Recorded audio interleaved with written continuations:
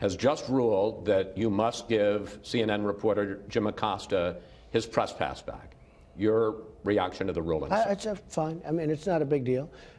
What they said, though, is that we have to create rules and regulations for conduct, et cetera, et cetera. We're doing that. We're going to write them up right now. It's not a big deal.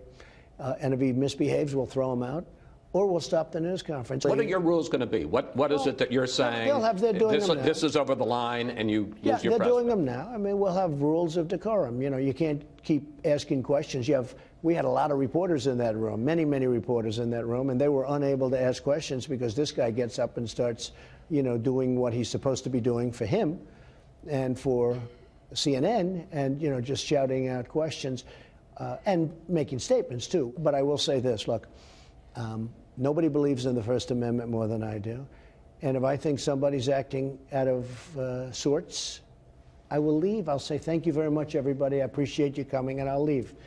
And those reporters will not be too friendly to whoever it is that's acting up. All right, we are just now getting some breaking news on the ruling on that CNN lawsuit against White House reporter Jim Acosta from CNN. The White House revoked his press pass, you'll remember, and a judge is ruling in favor of Jim Acosta and CNN. And the judge there is saying that the fact that CNN has other pass holders does not make the harm to Acosta any less irreparable. The judge is saying that the whole thing about Acosta placing the hands on the intern was of questionable accuracy. The judge also went on to criticize the government's defense of its procedures in revoking Acosta's press pass. I'm looking down because this is just coming in to our newsroom right here. The federal judge, Timothy Kelly, in this case, says, quote, I will grant the application for the temporary restraining order.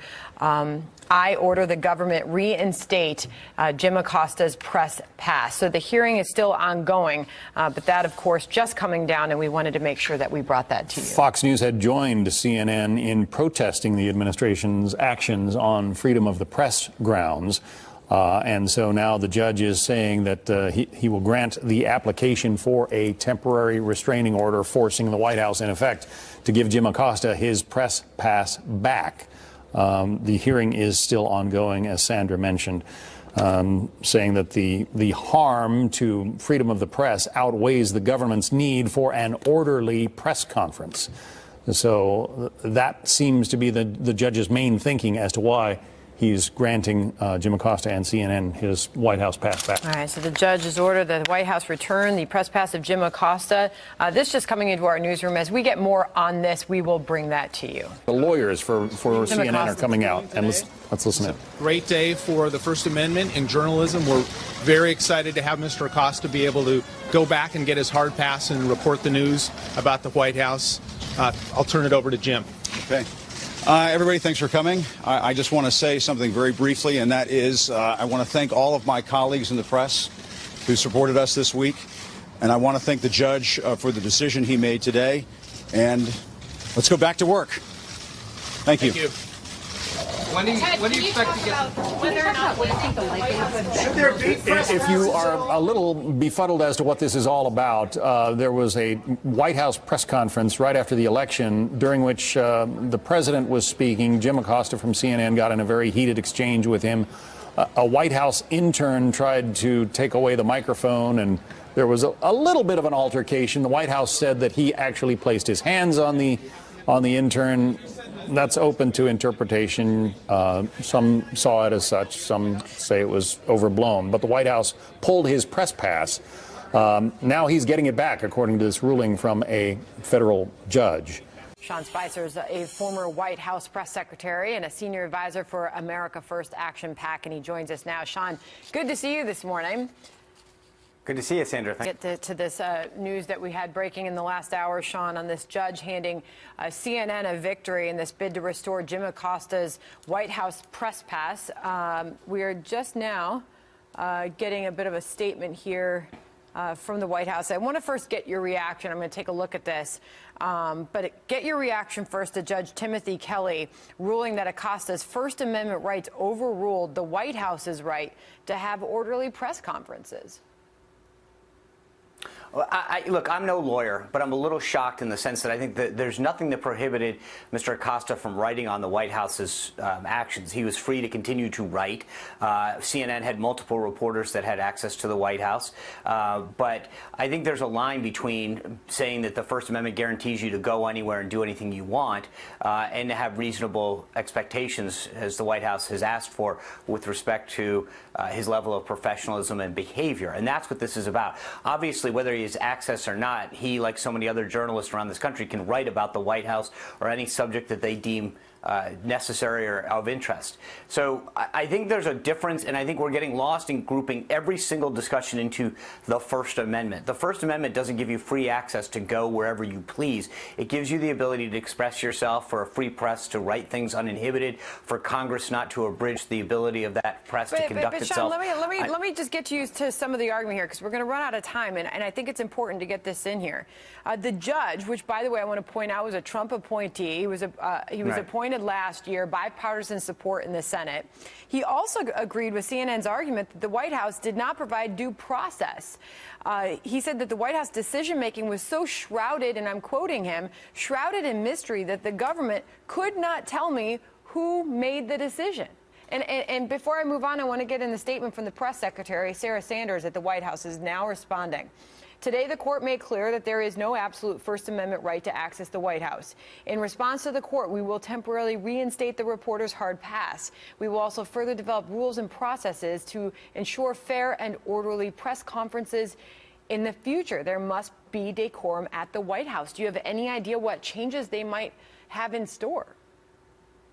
Well, look, here's the answer. I actually believe, as press secretary, I was very liberal with handing out passes to the White House. I believe in a fair and free, robust press, but I think that there should be some level of agreed-upon decorum and professionalism. That is something that bodes well for journalism. It bodes well for just civil discourse, and I don't think that that has anything to do with being able to ask tough questions.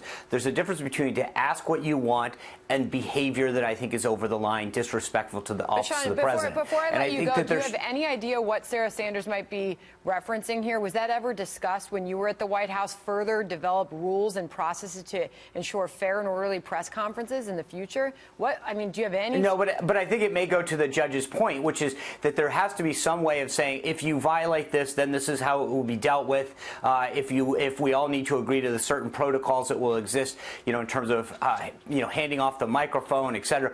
I think that it behooves all of us at this point, it's sad to say, to actually get some of this down in writing as far as how things will be dealt with if there's concerns, but also an agreed upon set of protocols and behavior that journalists will agree to abide by. That doesn't mean that their questions can get filtered or censored or anything, but I think that there is a level of decorum that is afforded to the office of the presidency, that maybe that they can sit down and work with the White House Correspondents Association to come to some agreement as to what that would look like, and to have some sort of agreed upon resolution dispute system. Did you agree with the White House's decision to revoke the pass in the first place? I think that it would have been better to sit down with the White House Correspondents Association to point out why this behavior is not only disrespectful to the President of the United States, but also to fellow journalists, and see if there could have been some resolution to how to address it, specifically with Mr. Acosta, and then generally going forward. I would have thought that that would have been a better way to keep things, to keep the temperature from getting as high as it did. But again, I think it's hard to make that decision from where I sit, and not having been in the day-to-day as Sarah and some of the others were. Right. So it's easy to say these things without having the context of what had happened before, after, or the preceding days. But I think there's no question that Mr. Acosta's behavior is both disrespectful to the White House and disrespectful to his colleagues, it's not about him having his own show when he's at these press conferences. It's about all of the reporters being able to have an opportunity. We'll see what happens next. Sean Spicer, thank you for coming on the program. You bet, Sandra. All right. Joining us tonight to talk about the latest antics of the disappointed mob and the sore losers of the Democratic Party, former Deputy Trump Campaign Manager David Bossie, co-author of the forthcoming book, Trump's Enemies, How the Deep State is Undermining the Presidency, available for pre-order now. We recommend you do so. They're going to run out of this first printing quickly. David, great to have you with us. Thanks for having me. This is amazing to me, this lawsuit. This lawsuit is over a reporter who, frankly, in my opinion, would be an embarrassment to any news organization covering the President of the United States.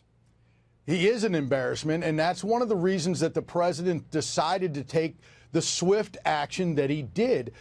Jim Acosta made that press conference a travesty, and he made it about himself. It was his ego-driven speech to the president, not a question, but a speech. Yeah, it was an attempt to become a peer of the President of the United States as a lowly journalist. I mean, the aggrandizement of the role is extraordinary on the part of Mr. Acosta. The fact of the matter, to presume that you should be there debating the president in the White House is it's outrageous, unbelievable. By the way, the president, I don't think in any way acted on this in a timely fashion, and certainly not in a hurried fashion. He's put up with this nonsense since he was standing there before them in the White House press room. For almost 2 years. It's just amazing how he has been patient with those people. He puts up with more nonsense. And honestly, I think it's an affront to the president on the part of the White House press corps. It is. And Lou, let's just get to the facts of this for a second. And that is that there is no breach of the First Amendment of CNN. CNN has 50, everybody knows that, 50, David. By the way, that's just lawyer passes. stuff. That's not the facts of the thing. Of course. Just, it's cheaper than buying ads. They pay for a few two-bit lawyers to run a suit against the president, the White House. It's exactly right. But the CNN has 50 hard passes, 50, more than anybody else. So they have the ability to have people there covering this president and asking questions. They want more people in the White House than the president has. And that's when they will be happy.